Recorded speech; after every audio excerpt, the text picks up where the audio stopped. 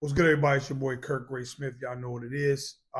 Sit tight for a minute. Just let me cook. Let me cook for a minute. All right.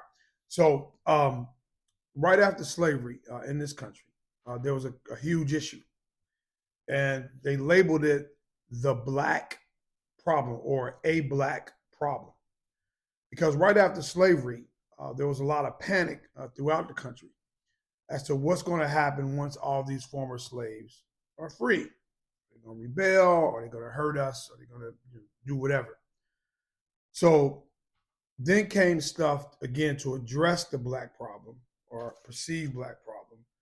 Came legislation like the Second Amendment, the right to bear arms. And that whole, and again, you can only bear arms if you're a white person.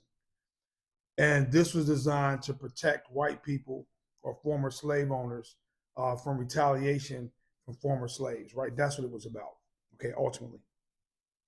Secondly, you had issues such as, people felt like, how do we get rid of them? So a lot of people suggested, the colonization of black people, meaning moving back to West Africa and help them set up societies and communities in West Africa.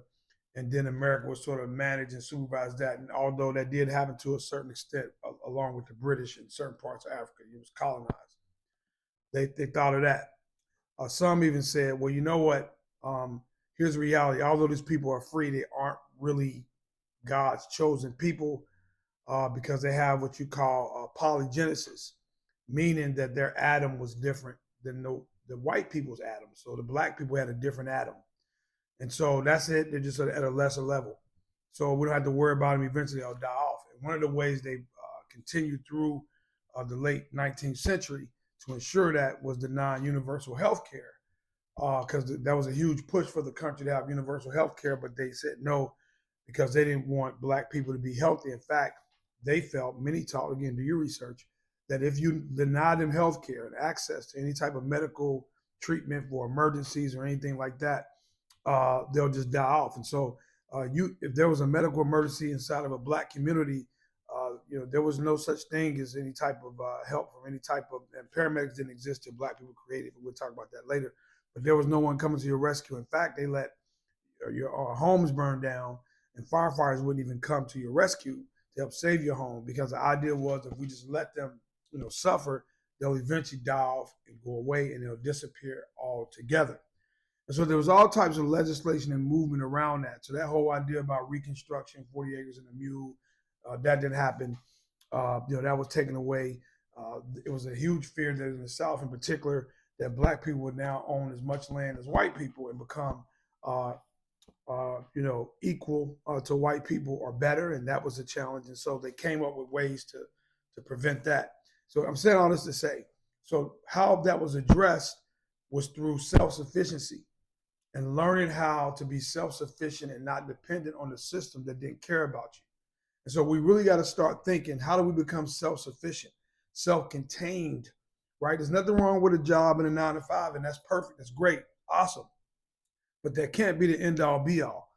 And so you're going to have to start organizing and figuring out ways to turn your dependency away from an outside source and become self-sufficient, coming up with systems and programs and ways to make that happen. Because the number one driver in all of this, whether you agree with it or not, it's the reality, is money.